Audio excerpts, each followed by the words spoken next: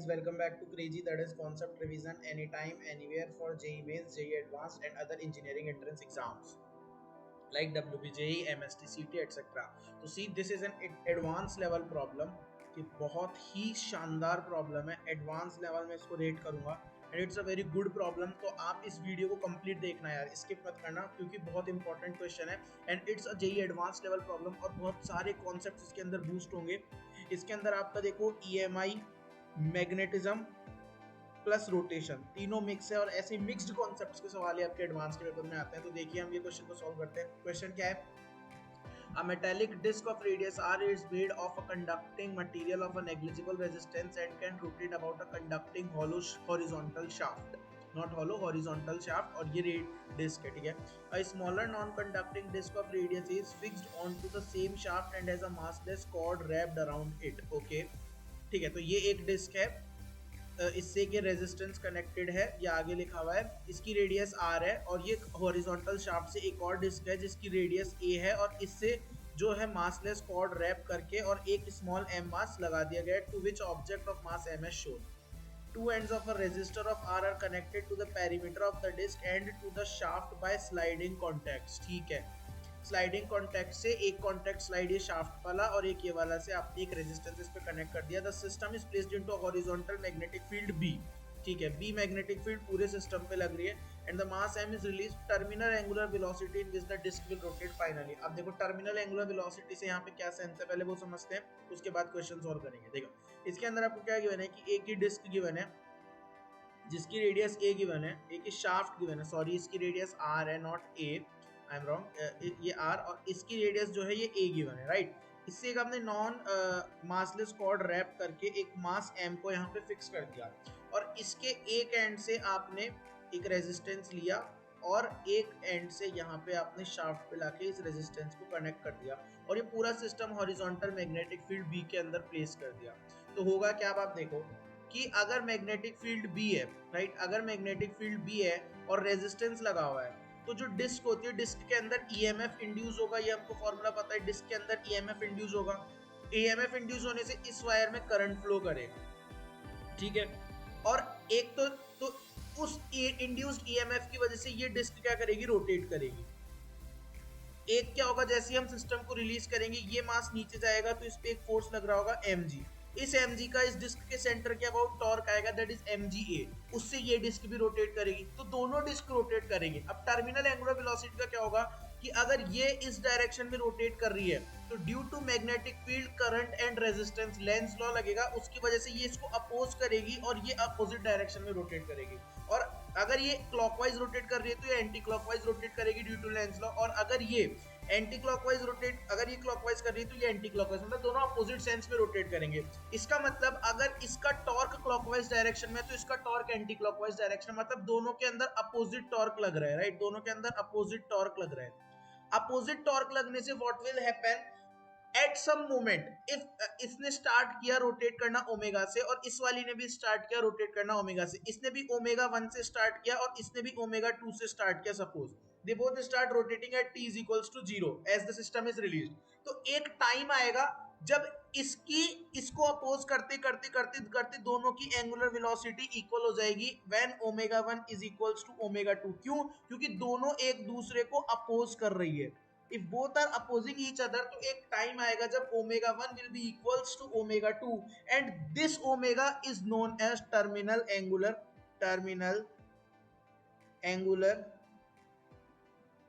Velocity, और यही आपको कैलकुलेट करनी है। तो मैं मान लेता हूं कि टर्मिनल निकालनी है तो omega 1 is equals to omega 2 is equals to omega at some time t is equals to t मुझे फाइंड आउट करना था, राइट। तो ये तो था क्वेश्चन का मतलब। अब इसका सॉल्यूशन कैसे होगा वो देखते हैं।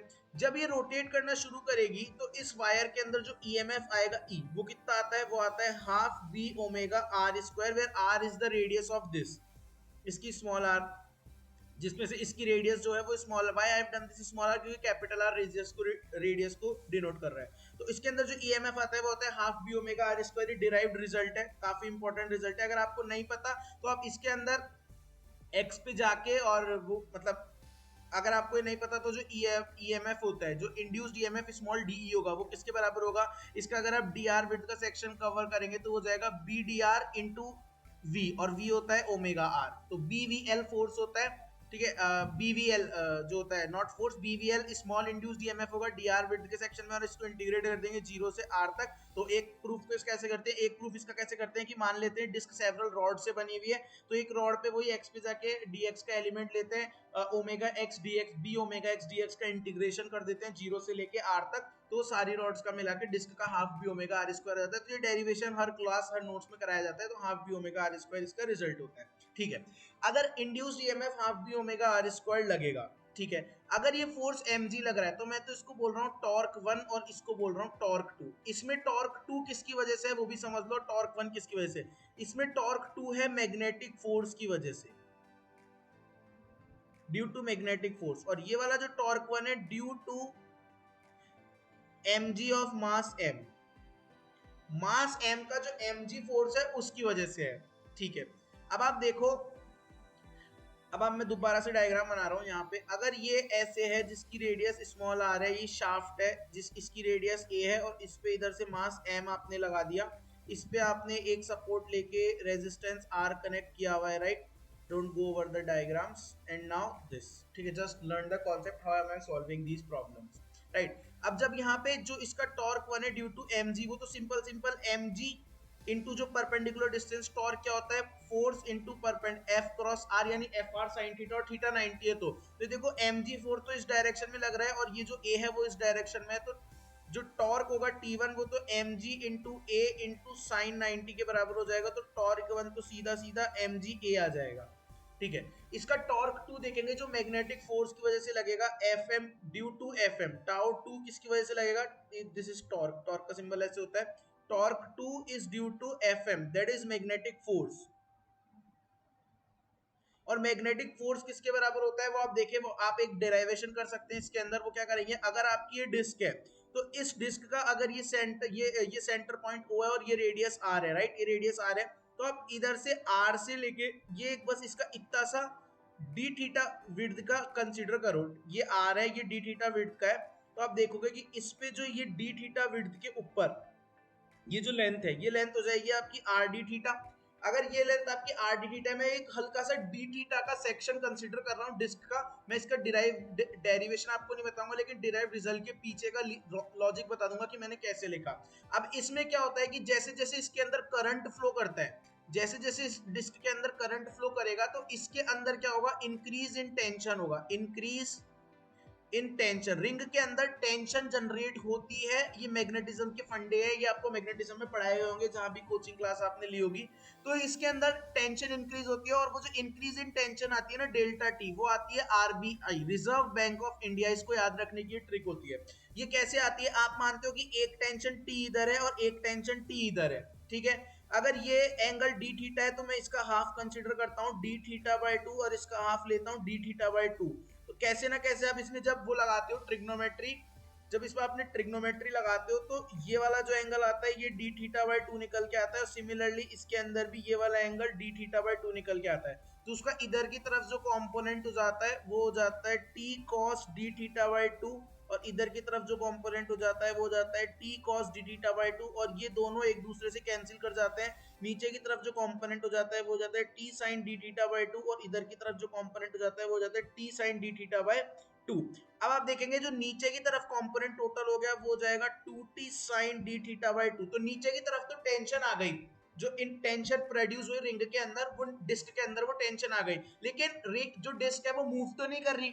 अब अगर डिस्क यदि मूव नहीं कर रही, तो कोई एक ऊपर की तरफ भी फोर्स आ रहा होगा जो कि इसको बैलेंस कर रहा होगा, और जो ऊपर की तरफ जो इसके अंदर जो ऊपर की तरफ फोर्स आता है वो आ जाएगा इस इतने से विड्थ के ऊपर मैग्नेटिक फोर्स, इस इतने से विड्थ के ऊपर जो मैग्नेटिक फोर्स आएगा वो ऊपर की तरफ इस पे लग जाएगा Fm।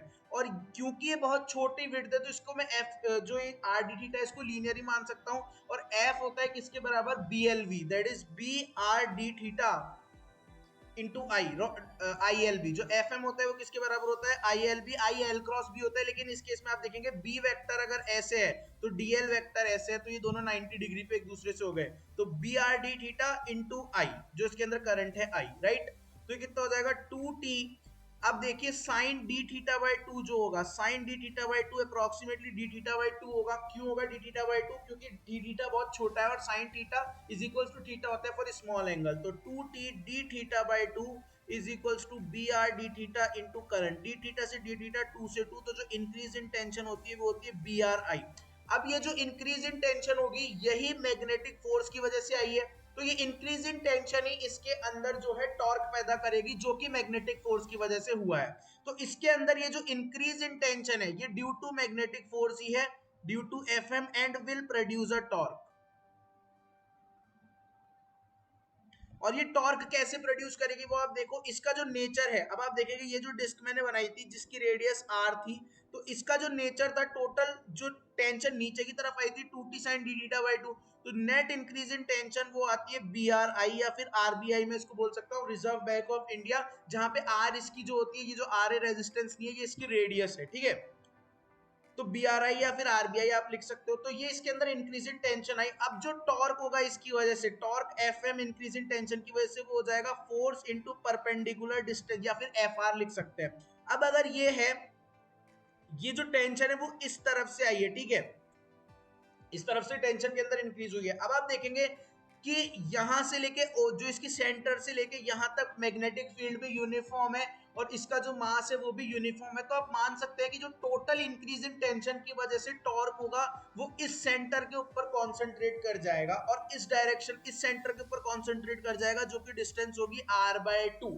अगर ये समझ नहीं आता तो आप ये याद कर लो कि यूनिफॉर्म सिस्टम में ये रेडियस का जो आधा होगा वहां पे टोटल टॉर्क जो है वो कॉन्सेंट्रेट करेगा, तो वो आ जाएगा एफ आर के बराबर, और वो 90 डिग्री होगा क्योंकि एंगल 90। तो ये आ जाएगा simple simple R B I into R by two. तो जो torque due to magnetic force आ गया वो आ गया आपका R square B I upon two, ठीक है। तो आपने जो है सिस्टम पे मैग्नेटिक फोर्स की वजह से टॉर्क निकाल लिया और जो उस पे मास mg की वजह से टॉर्क लग रहा था वो निकाल लिया। ना अब आपको निकालनी है टर्मिनल एंगुलर वेलोसिटी। आपको क्या निकालनी है? Terminal angular velocity. Terminal angular velocity will be nothing but, आप दोनों की वजह से जो टॉर्क आया है उस टॉर्क को आप इक्वेट कर दो, क्योंकि अगर एक टॉर्क ऐसे है टाउ वन तो दूसरा टॉर्क टाउ टू ऐसे है, दोनों एक दूसरे को अपोज करते करते एक सर्टेन पॉइंट पे आएंगे जहां पे इनकी जो नेट एंगुलर स्पीड है omega one is equals to omega two is equals to कोई कॉमन एंगुलर स्पीड ओमेगा हो जाएगी। जो टाउ वन आया वो तो आया R square B I upon two, और ये आया आपके पास एम जी ए। अभी भी क्वेश्चन सॉल्व नहीं है, अभी भी आई अननोन है, ठीक है। जो ये जो रेडियस थी, ये जो ये वाली जो डिस्क थी जिसके अंदर आर रेडियस से कनेक्टेड था, यहाँ पे जो आपका जो इंड्यूस्ड ईएमएफ हुआ वो हुआ half B omega R square, right. Now v is equals to I R, so यहाँ से I किसके बराबर हो जाएगा? v बाई आर, या induced EMF upon r, right. v is equals to I R simple Ohm's law से निकाला। तो जो मेरे पास करंट आई आएगा वो आ जाएगा induced EM V by R या फिर induced EMF upon R. Induced EMF है B omega R square by two R, जहां पे स्मॉल आर तो रेडियस ऑफ द डिस्क है और कैपिटल आर जो है वो रेजिस्टेंस है। बस अब आर की R R square by two B into I की वैल्यू आप रख दो, B omega R square by two is nothing but M G into A. बस अब यहां से देखो, आप ओमेगा के लिए इस इक्वेशन को सॉल्व कर लेंगे तो आपकी ओमेगा निकल के आ जाएगी बड़ी आसानी से। आप देखें, ये तो आर स्क्वायर और आर स्क्वायर तो आपका बन गया आर रेस टू पावर 4, ये तो आपका बन गया R raise to power 4 into ये B square omega upon 4 is equals to M G into A. तो यहां से मैं लिखूंगा ओमेगा की वैल्यू आ जाएगी 4 M G A upon B square R to the power 4। मैंने कुछ गड़बड़ कर दी यहाँ पे, सॉरी। यहाँ पे 2R भी था रेजिस्टेंस, तो ये 2R हो जाएगा, तो ये 4R रेजिस्टेंस हो जाएगा। तो 4 MGA इंटू आर हो जाएगा upon R raise to power 4 B square. बस अब जो जो वैल्यूज दिया आप वो पुट कर दो। मास आपको कितना गिवन है वो वैल्यूज, बस आपको वैल्यूज पुट करनी है तो आंसर आ गया अपना। मास आपको गिवन था क्वेश्चन के अंदर, मास आपको गिवन था, कहाँ गया, 50 ग्राम मास गिवन है, तो 50 ग्राम आप इसका मास लिख देंगे, यानी कि 50 अपॉन 1000। अब आपको एसआई यूनिट्स में लिखना है, यानी कि 0.05 kg। जो रेजिस्टेंस है वो 1 अपॉन 100 ओम है, यानी कि 0.01 ओम। जो उसकी स्मॉल वाले की रेडियस और बिग वाले की रेडियस 10 सेंटीमीटर है, यानी कि 0.1 मीटर। और जो स्मॉल डिस्क है ए, उसकी रेडियस है ए, और ए की वैल्यू कितनी है आपके पास 2 सेंटीमीटर यानी कि 0.02 मीटर। ए जो है वो है 0.02 metre and your magnetic field is 0.2 tesla, right. Magnetic field is 0.2 tesla, you can see it from here, magnetic field 0.2 tesla. बस अब ये आपको वैल्यूज डालनी है। आपकी ओमेगा जो टर्मिनल एंगुलर स्पीड है वो निकल के आ गई, 4 into mass is 0.05 into acceleration due to gravity 10, a is your 0.02 into resistance is your 0.01 upon r raise to power 4.1 to the power 4.2 का स्क्वायर। तो आप इसको थोड़ा कैलकुलेटर में, मेरे को समझ में आ रहा है, लेकिन इसको आप सॉल्व करेंगे तो यहाँ से आंसर आ जाता है 100 रेडियन पर सेकेंड। जस्ट आपको इसको सॉल्व करना है। तो अब मैथमेटिकल कैलकुलेशन बची है लास्ट, जिसको आप सॉल्व करेंगे तो आ जाएगा 100 रेडियन पर second. So omega will be 100 radians per second. Let me check the calculation once. Yes, all is correct. So omega is equals to 100 radian per second. I have solved it. तो यहाँ से आ जाएगा 100 radian पर second. So answer to the problem is सी।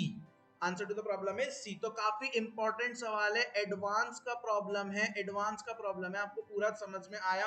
अगर आपको कोई doubt है तो आप कमेंट कर सकते हैं, कमेंट कर दीजिए आप अपने डाउट को, और वीडियो को लाइक कर दीजिए, चैनल को सब्सक्राइब कर दीजिए। ऐसे ही इंपॉर्टेंट सवाल हम जो आपके फिट जी के जीएमपी के सवाल हो गए, ग्रैंड मास्टर पैकेज जो होता है, इरोडो क्रोटो, सबके सवालों के सॉल्यूशन हम आपको धीरे धीरे करके प्रोवाइड कर रहे हैं। तो आप चैनल को सब्सक्राइब कर दीजिए, लाइक कर दीजिए वीडियो को, और बेल आइकन दबा दीजिए। Okay, thank you, bye bye guys, have a nice day.